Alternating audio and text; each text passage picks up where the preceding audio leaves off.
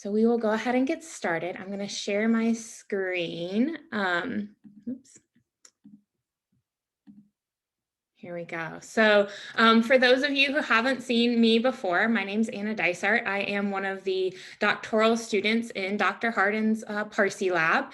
So if you have any questions, you can feel free to just go ahead and shout them out, unmute yourself, or raise your hand. I think I should be able to see that if it pops up on your screen, or if it's in the chat box, I'll get to it later, or Dr. Hardin will keep an eye on that as well. So as I said, today we're going to talk about coloring and mindfulness.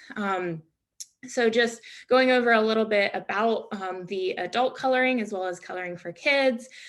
So we're going to start though by doing just an awareness exercise, talking about coloring today. So we're going to start as we frequently do when we're doing some mindfulness or meditation, with our feet flat on the floor, feeling grounded in our chair, sitting up nice and tall. Engage our muscles this morning as we engage our core, lengthen through the spine, and then just expand our awareness outwards. So this morning, we're not necessarily going to close our eyes. We're going to look around and find some color. What do you see around you?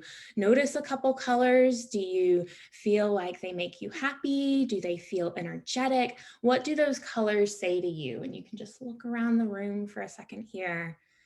Breathing deeply, finding colors that make you happy, make you feel well, energetic, joyful, good feeling colors this morning. Bringing that energy into yourself, feeling happy. Maybe you see some bright yellows or some fun pops of greens or blues. And then bringing the awareness back to the screen, thinking about those different colors. We won't go too deep into any color theory today, but those are always fun to think about as well. You might have seen different articles about how different colors might help you feel different ways. Yellow is considered a joyful, energetic color, while blue might be a little more calming, or maybe it reminds you of your favorite place by the ocean, reminds you of the sea, those kind of things. So there's always things to think about when we think about color. So I wasn't able to create a poll in our Zoom this morning, I think because it's so large, but if anyone wants to share or chat in the chat box, has anyone ever colored as an adult? So I think we probably all got a little coloring in as kids, but has anyone ever done any adult coloring? You can raise your hand or chat. Awesome. So lots of love it's and yeses. Awesome.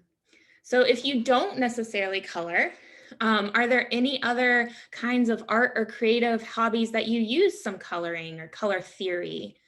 Oh, someone said they color more as an adult than they did as a child. That's always fun. Coloring with your granddaughter, that's awesome. So that's something that we're definitely going to talk about, getting the family in on our coloring activities. Loving the old school crayons, awesome. So you can color, as we've talked about, the traditional coloring books, and we will cover all of that. Or you can use the same sort of coloring and mindfulness in different art and creative hobbies. If you quilt or you crochet or you sew, that's all getting some of that color and experience and vitality in there that you can also think about as some mindfulness activities. And we might go further into those in other mindful meetups. But this morning, we're going to talk about specifically coloring. So why color? It can be uplifting, as we kind of mentioned when we did our awareness activity. If you're looking at the colors around you and they are, bright and cheerful, they can make things fun and uplifting. It is a family-friendly activity if you're doing it with your kids, your grandkids, nieces, nephews, whatever the case may be. There's some nostalgia. We mentioned that a lot of us colored as kids, so it takes you back a little bit. It also helps with personal expression. So I have to the side there a "You are awesome," which you can use phrases to be uplifting and fun, as we say there, as well as having that personal expression. Maybe your personal expression, you can find all sorts of different coloring pages, which we'll talk about, but you can also make your own. So maybe you make your own coloring pages that has your personal mantra for the day or your personal goals for the year. whatever the case may be there, and really give yourself some of your personal expression as well. It has been shown through a couple different research studies, which I will have references at the end as well if you want to look at those. But it has been shown to be a great way for stress reduction. So when you're coloring, you can, start slowing your heart rate, slowing your breathing, and just finding a little bit of that stress reduction, really letting things go, focusing only on the coloring. And it also has been used a lot in art therapy, which art therapy has its own references and research behind it. But as I talked about earlier, with maybe using that same kind of color theory, but not necessarily, coloring with crayons or pencils, maybe you're using art therapy in different ways. So that's something that you can, use for yourself, for your participants, bringing in some of that, color and vitality into things. Or if you are trying to use your coloring activity as more of a calming stress reduction, maybe you don't use the brightest colors, maybe you use more earth tones and calming tones, whatever works for you there. So as I mentioned, coloring and mindfulness has been shown to go hand in hand, because coloring can be a soothing, repetitive activity, as you go back and forth with your pencil, your crayon, your marker, whatever you're using. You can use it to help with visualization. So if you've been in some of our other mindful meetups, we have talked about visualization as a form of meditation, as a form of mindfulness, where you really think about what you want to accomplish, and you see, crossing that finish line. Or if you are trying to master a dive off the diving board, you see yourself doing it over and over and doing it perfect. So maybe your visualization when you color, you are, coloring in a picture of the, yourself crossing the finish line, or the garden that you really want to accomplish this summer, or whatever the case may be there, really visualizing your goal and seeing what you want to do there. So coloring has also been shown in college age students as well as older adults to decrease anxiety and depression. So decreasing some of those symptoms, letting yourself relax, you're not so anxious about the world around you. And it also has helped to increase focus. Once again, in those college students, they used coloring as a way to increase focus around studying and exams. So that is a thing to consider. Maybe if you have kids that have a spelling test coming up or something like that, you can think about helping them to focus and helping them teach their brains how to stay attentive for a while using coloring. I see a question in the chat box. Does art in general reduce stress, or just coloring? The reference that I had was just on coloring, but the art therapy references do have some reference that art in general, that art therapy, like I talked about, crocheting, knitting, quilting, all those kind of hands-on things with lots of color also reduce some stress. So great question there. So how to color. So we've kind of talked about why you should, what's going on, but there's a variety of different ways to accomplish that. So there are adult coloring books, as some of us, I think, mentioned in the chat box, as well as kids coloring books. So you'll see on the right-hand side of that slide, you have the adult coloring that is a little more intricate, a little more fine-tuned. And then you have your Curious George, which has more simple lines. It's going to be a little easier to color and stay in the lines there. So there are pros and cons to both. Adult coloring books, some of them are quite expensive. You can find free versions online that you can then print off in your house. This image I found using Google, where you can search for ones that you can use that have open copyrights that you can reproduce. So you can, do that as an option. Some of the ones that are, bound are a little nicer than the kids coloring books, have, I would say, not all of them, but a lot of them have better quality pages. So instead of the kids coloring books, which some of them, if you get them at the 99-cent store, they can have that more yellowy, rougher paper. A lot of the adult coloring books have, perfect white paper that's a little thicker, in case you do want to take it out and, maybe frame it or do something like that. As I mentioned, the adult coloring books tend to be a little more intricate, which can be a good thing if that is your style of, meditation and your style of stress reduction, and you're focusing all your attention on, okay, so this part of it, I want to be green, so you need to color all these circles green or all these stripes green. But it can also be a little stressful. So I think sometimes if I'm trying to really do an intricate pattern and then I mess up and I do green in place of pink or something that I wanted, sometimes that can cause me more stress than just doing a kids coloring book. And it's really nice and simple and easy to stay in the lines. You don't necessarily have to think about patterns so much.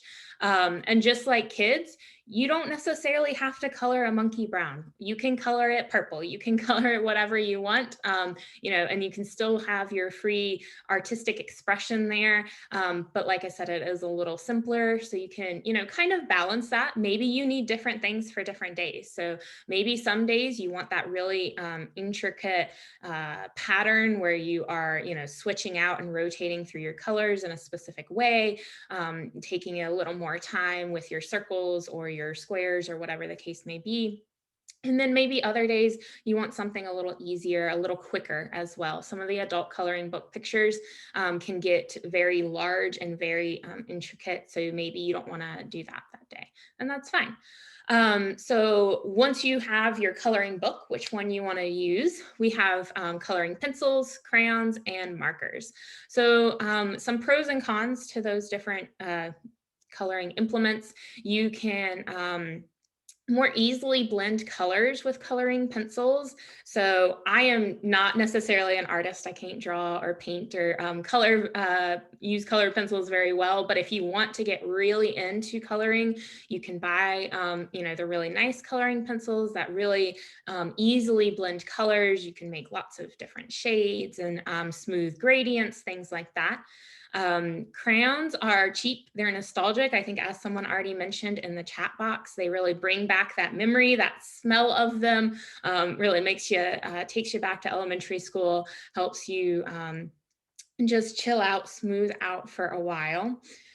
So markers may bleed, but they tend to be more vibrant. So depending on your coloring page, as I discussed the adult coloring book, the pages tend to be, not always, tend to be a little thicker. And so you might not get that bleeding through to the back of the page. If you use a cheaper book or a kid's book, it might go all the way through. That's also something to be aware of on your work surface. So if you are at your dining room table and you have a placemat underneath you that you don't want to get messed up, think about that. If you are going to be using markers, they might bleed all the way through.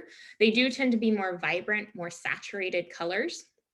And speaking for, family fun for all ages, the bigger diameter of markers might be better if you have someone in your family, or if you have arthritis in your hands. It makes it a little easier to grip. Same thing with the larger crayon sizes that you can find. So maybe that's the route you want to go. The larger crayons that have a bigger diameter, those might also be easier to hold if you do have any arthritis or any finger issues that might make holding a color pencil, which is very thin, a little more difficult. They also have other in between kind of varieties now. So I know, I think both Rosart and Crayola have they're actually crayons. They use that same wax, but they come in pencil form that you can twist up or twist down. So they're almost kind of like a hybrid color pencil and crayon. So you can find all sorts of different things, but you don't have to get fancy. That's the great thing about coloring. You can keep it nice and easy, or you can go really fancy. And you don't necessarily have to have color to color. So you can use your pencil or your pen that you're using for work and do different shading. You can do, different gradients with your normal just lead pencil, you can make different designs and then color it in later. So if you are waiting somewhere at a doctor's office or for an appointment, whatever the case may be, and you're like, oh, I want something to do with my hands, feel a little stressed, you can take out any sort of paper. So if you just want a notebook paper, and you can draw any kind of design on it. So similar to the intricate design that we have there on the right-hand side, you can make your own pattern of squiggles and circles and stars and lines, and then color it in at home, or start shading with just a normal mechanical pencil. You can always, make things darker or lighter, those kind of things. So those are always options as well. So talking about coloring on coloring pages, we can also color non-traditionally. So we have some sidewalk chalk, or you might have some sidewalk chalk. You can get outside, get some sun. I think I mentioned as we got started that it's not too sunny here today where I am, but maybe, on a good day in the winter, it's nice to go outside, find a piece of sidewalk, find a piece of your driveway, get some sun, get some, vitamin D there as well. You can color anything on the sidewalk. You can make things super colorful. You can get super intricate. There's lots of different options there as well. And that's also a fun activity for you to do with your family. Get a little more active, maybe play some hopscotch as well. And it helps you to, get a little more physically active in your day as well. If you aren't able to get all the way down to the ground, maybe you go out there with, your kids or whatever the case may be, and you just direct from a chair, and you still get some sun, and you still get to, be out there with them and get some color therapy in, but a little different way there. There are also phone apps. So speaking of, if you're in a waiting room or someplace where it's not so easy to pull out a notebook or pull out some coloring pencils and markers and everything, I've listed a few apps there that are, these are all free. Some of them have, the in-app purchases, like a lot of apps, but the Pigment and Colorify, you can get really complicated with them, or you can keep them more simple. They have the color by number is like, like the title, you color by number. And you can look at those on your phone and just easily tap in the squares, or depending on the different settings, depending on which phone app you use, you can use your finger and color a bit more there. So you always have different options. And we didn't really talk about things like painting, things like that. So you can always do, those as a different option for coloring. You can use watercolors and kind of paint instead, but just really thinking about that color therapy and getting some color in. See a chat here. So making an obstacle course for the family with chalk, that's awesome. So then you get in a little bit of both, right? So, in the Parsi lab, we are all about physical activity. So I love that. So you can get in a few drawings. Maybe, you make a sun, and on the sun you do, 10 jumping jacks, and on the rainbow you do 5 squats, or whatever the case may be. So you can get in a little both, get that coloring in, as well as getting in some more physical activity for sure. So those are all things to consider and things to think about.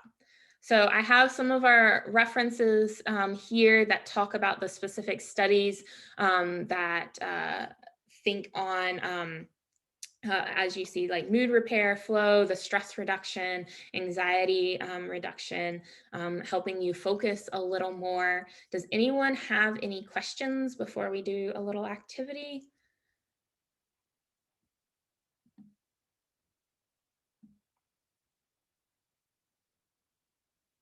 Okay, so I am going to go ahead and stop sharing my screen so we can see everyone a little more. Um, Any recommended books on this subject? So I don't have any, books that they have, done on the coloring therapy or coloring art discussions, but, there are all sorts of, if you're talking about coloring books themselves, you can find them, as I mentioned, from all sorts of price points. You can find them all the way from the dollar store up to some of them are, $20, $25. You can, find the kids' books tend to be a little cheaper, those kind of things. But I don't have any recommended like books about reading on the subject. Does anyone else have anything about that? Okay, so if you have coloring utensils, coloring implements nearby, you can grab them. You can just grab, like I mentioned, you can have a pencil or a pen, whatever you have around you, and a piece of paper. It can be a small piece of paper. It can be, a notebook-sized piece of paper. And we're just going to wrap up here, use our last few minutes to have a little mindful coloring. So something that I have done, I think the first time I did this was in like third grade in our class. You can draw a circle or a square, whatever the case, whatever you like, and then you just draw a bunch of lines through it. So make it really filled, and we're going to kind of make it look like stained glass. So you know how stained glass has those irregular shapes? You don't have to worry about straight lines if you don't want. You can make them all nice and curvy. You can, draw through however you like. So you have lots of shapes, lots of intersections. And this way you can kind of create your own coloring sheet. I should have made mine a little darker, I think, so y'all can see what I'm talking about.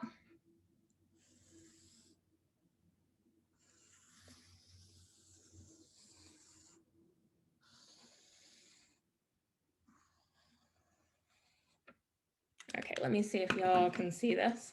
Okay, you can see some of my darker lines. So you don't have to be perfect. That's the whole goal, is you don't have to be perfect. Don't stress about it. So I haven't filled in all mine yet, but then with your coloring utensils or your pencil, you can start shading in the different blocks. Maybe you decide to have, maybe you have 4 colors. You have pink, blue, purple, and green. And you can try to not put any colors right next to each other, the same color twice. Maybe you want to think about it really hard and you don't want even the corners of the colors to touch. You can do whatever you want. Maybe if you have a pencil instead of, or a pen instead of things that have a little more color, maybe you think about how dark you want it. Maybe you have 4 different variations of your shades and you want, each block to be different. Or maybe you don't like shading. Maybe you want to think about each block, one block having stripes, one block having dots, one block having stars. So you can do all sorts of different things. We're going to give 5 minutes to just create something different.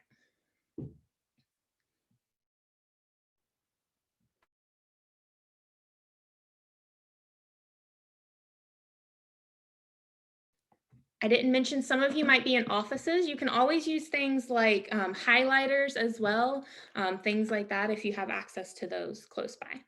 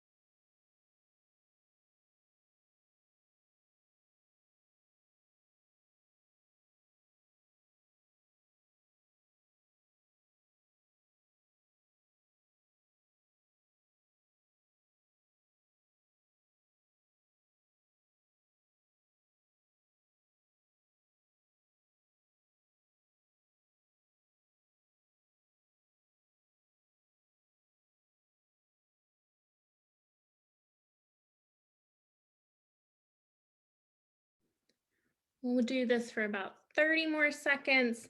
It's okay if you don't finish. Remember, we're not trying to be stressed about finishing or anxious about finishing. We can finish later if we want. Just a few more blocks to color.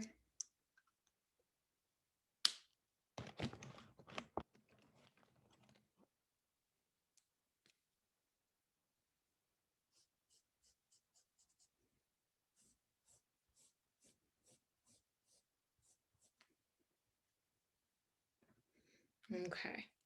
So you don't have to, but if you want to show your different things, I did not finish mine, but you can see how it kind of gets stained glass looking at the end. Once you've made a bunch of different designs, like I said, you can make it so that they don't touch blue and blue, or they do touch.